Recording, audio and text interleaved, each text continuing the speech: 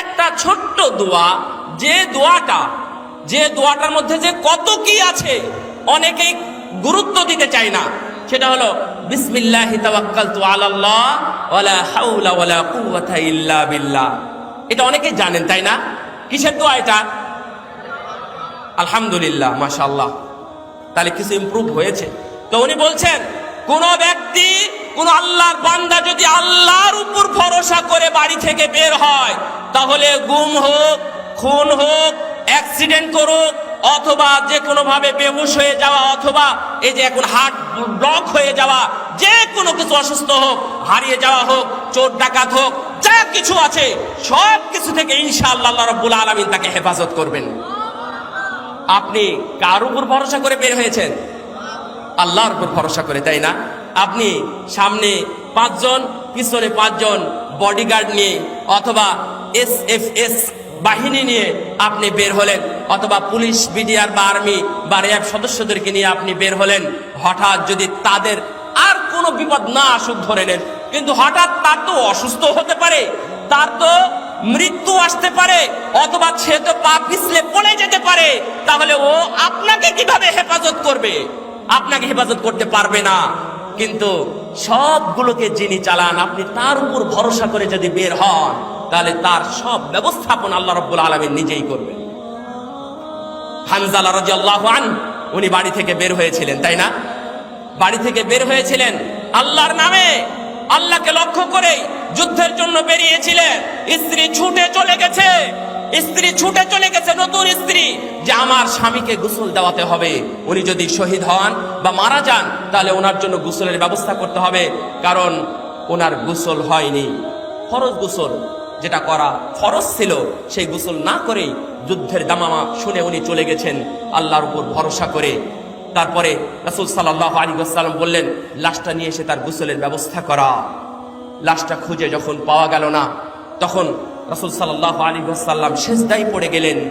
কি না জানি লাশের হয়তোবা অপমান অথবা অপদস্থ হচ্ছে, কোথাও হয়তোবা কাফেরেরা সেটাকে নিয়ে গিয়ে ছিন্ন ভিন্ন করে ফেলেছে।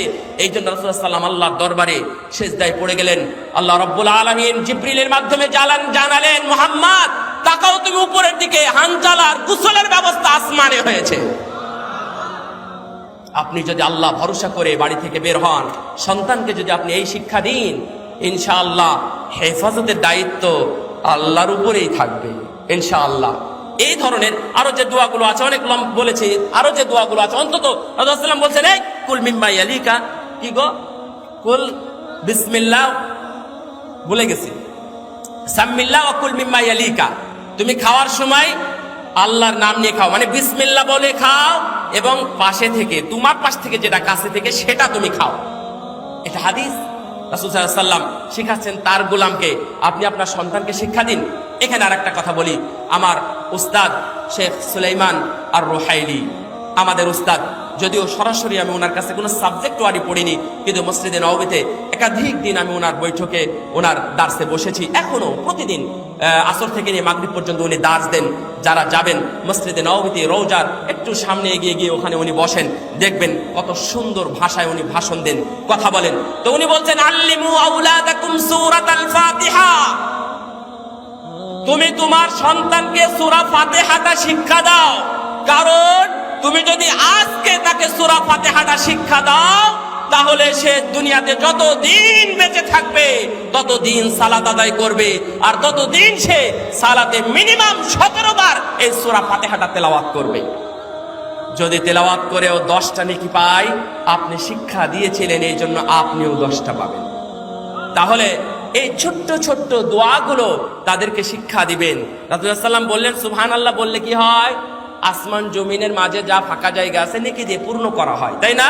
জানেন, সুবহানাল্লাহ আলহামদুলিল্লাহ তামলা মা বাইনাস সামা ওয়াল আরদ, যে এই আসমান জমিনের মধ্যে যা আছে পূর্ণ হয়ে যায়। তাহলে আপনি আপনার সন্তানকে এটাই শিখান না, সুবহানাল্লাহ শিখান, লা ইলাহা ইল্লাল্লাহ শিখান।